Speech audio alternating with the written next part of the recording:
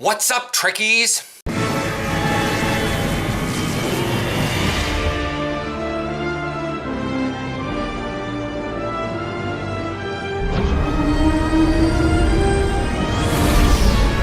Hi, so we've got Season 14 for console. Came out October 3rd for PC, and now it is November 14th. So, not too terribly far behind, you aren't terribly far behind. What sucks is that when that happens, is like, it doesn't seem like they might fix a lot of the stuff for when they realize it's wrong with Season 14 PC, they just bring out it for console and go, oh crap, we have to fix this stuff. Because I've seen like the patch notes that we got on the 10th are probably going to be the same patch notes you guys are going to get for the 21st. Speaking of also something today, before I go into basics around Season 14, card up there for all the various stuff that I've gone through before. Voice is a little hoarse. I'm going to go through sto.gamepedia.com and list what it all says here and kind of describe what I've experienced with it over the last month and a half. First thing is, I know this is Star Trek Online, and I know that a lot of people are like on World of Warcraft, because I know people do it, I don't understand it. It's just like, it'd be hipster, ragey, whiny stuff, I don't know. Or, oh, it costs money, it costs money, I don't have that kind of money. But yet, people will buy Zen and buy stuff in Star Trek for more money than it takes for WoW. People actually looked at anyways, I'm getting off track here. In terms of sci-fi stuff, like, I'm not saying go play WoW. If you like Star Trek, obviously you're kind of have an affinity for Star Trek. Now, StarCraft 2 Wings of Liberty, the Terran campaign, is free on Blizzard. I saw this last weekend at BlizzCon, and the 3rd to the 5th, and I've been kind of gearing towards today. I'm in the process of downloading it right now. That's why I can't really log into the game, because my modem is blinking all the heckin' back. That's that. It's free. If you already have it, now you get the Zerg campaign for free. No Legacy of the Void stuff, but again, it's a different gameplay. I mean, if you like StarCraft originally, and now you got StarCraft 2, but you haven't wanted to buy it, again, Terran campaign's free. Figure it out. There's a link, StarCraft, I'll link below for StarCraft 2's Blizzard website. Rage in the comments if you think I'm doing that, but it's MMOs, gaming, online gaming, sci-fi. It's my connection. So anyways, moving on to Season 14. So you guys are now getting the Dranur Colony Fleet Holding, which is, it's a full 5-tier, just like the Starbase, not like the other 4? Spire, Mine, Embassy, Research Lab, and the K-13. So there's 5. So this is like number 6. Did I do this before? There's like, anyways, getting all funky there. So that's there. It's ours currently is only like, we're upgrading currently to level 2, Colony level 2 on PC for my fleet. And we have not been shy about the donating. I've also been kind of slipped my dilithium into more of the fancy things that are like down at the very bottom level of stuff. You've also got missions and queues. You're getting Melting Pot, which is LaForge and Kumarke, and you're going to be down on the ground. Well, first you'll start in space, but there's no combat up there. Then you'll go down to the ground, and there's combat there, and not really any, I'm not going to say spoilers, but the reason behind what the Zenkethi are doing comes to light. I guess it's why they're doing what they're doing, but not why they're why. It's sort of like they're bombing planets. Why? Because of this. Now the question is why? We don't know that one. So we get a little half answer. So that's fun. And since it's a featured episode, you're going to get the Preeminence set, which is kind of Zenkethiness, and I just realized today, because I don't notice it in my inventory, that the shield, whenever you guys get that one, is got super shields. It's a covariant shield. So as I noticed mine, it had like a lot in the back, mediocre in the sides, low in the front, as you'd get from a Zenkethi ship. And then after you're done with the ground stuff, you'll beam back up to space because they're trying to bomb the planet. I don't want to give any spoilers, but it's space, no combat, ground combat, space combat. It's not too terribly hard if you've got a decent ground, like if you've been doing the Arena Sompack pretty decently and you've been one of the star members, you could probably bounce it up to level 3 and increase your rewards to vendor, basically. And it will take place at their fleet system, obviously. Fleet not Starbase, but the Draenor fleet colony thing. So if you're doing stuff with the colony, then you can just beam up to space, start the mission, and you'll beam back down because it takes place on the colony. Also, if you got a hoverboard from the summer event and you kept it around, you can use your hoverboard to get across the bay, because your base is here and there's like a little bay around, and like the places you go, as I'm going to go into next, about collecting stuff for your base, are kind of on the edges. The batteries are over here, the flowers and the ore are over here, but rather than like running this way, you can like, because you beam up in up here, you grab your dailies, which you have to collect 250, and you can do that per hour,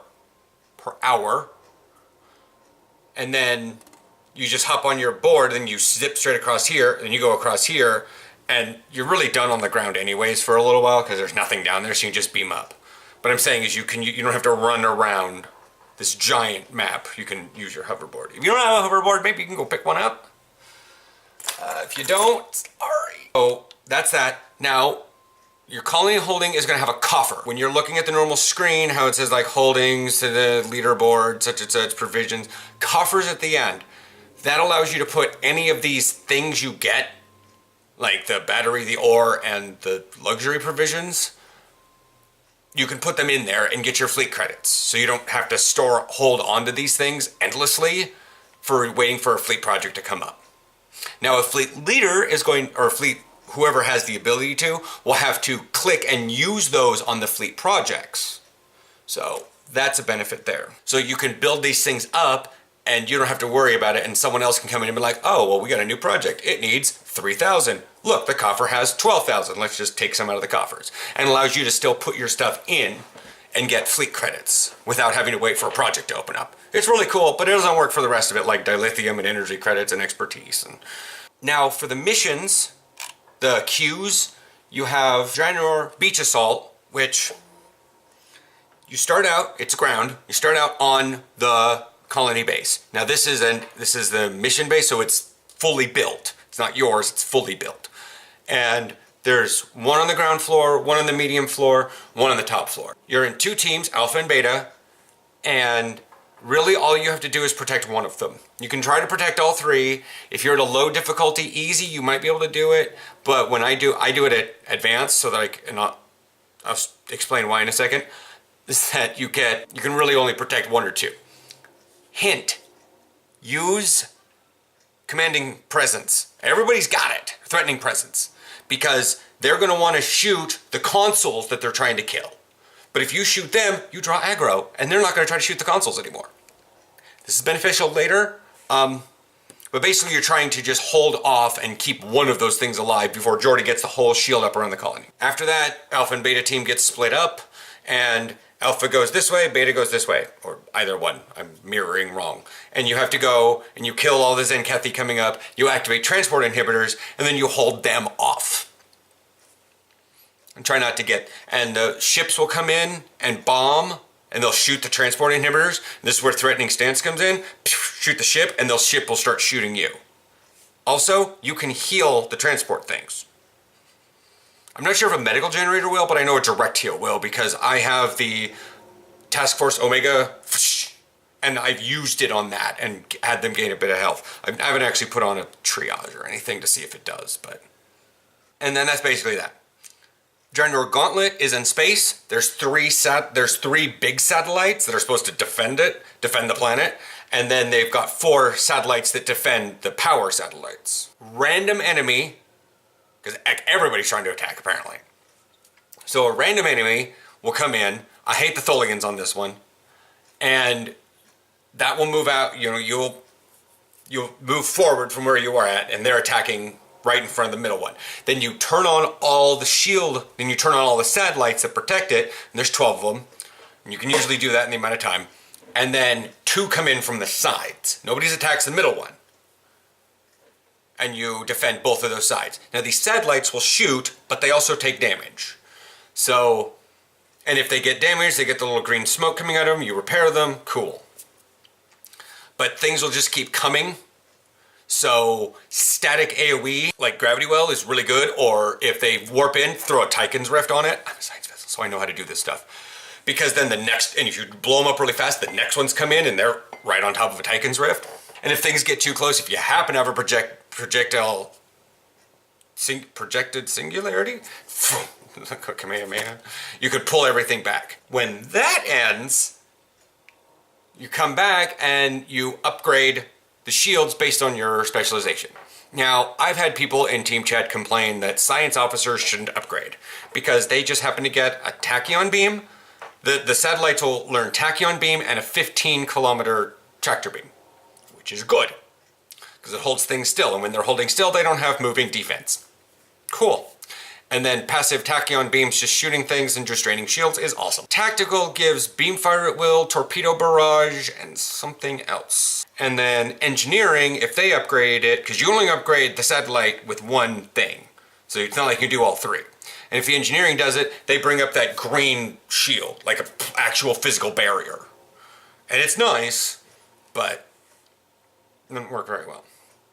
I haven't seen it happen and be very effective. The benefit why I do it on advanced is because in normal, you get one random resource from the planet or battery luxury. On advanced, 2-line difficulty, you get 2 random ones. And obviously the elite, you probably get all 3. But I don't want to do elite. So I only do 2. So after you've upgraded the satellites, however you wish to want to do it, capital ships come in. So we're looking at like tactical cubes, tarantulas, dreadnoughts, that stuff comes in. Yes, Borg do show up sometimes. And that will come from all 3 sides. So all 3 satellites will be under attack, so it splits you even worse. Yeah, that's pretty much that. What else comes in Season 14 is Miracle Worker Specialization and Zenkethi Lockbox, which will have the Zenkethi Shukden Escort, Zenkethi Rajbej Battlecruiser, and the Lucarii Nakam Scout Ship, which is kind of a sciencey escort. I think it's an escort science. More escort than science. I think it is a heavy weapons thing. And then, so the C-Store is going to have your Scott Operations Miracle Worker, Daystrom Science Miracle Worker, and your Tucker Tactical Miracle Worker. There's a card up there for Miracle Worker stuff. And the Klingon and the Romulans have their own for that one. Also, there's a red alert for the Zenkethi, but that doesn't give the colony rewards, so it's just general something to do.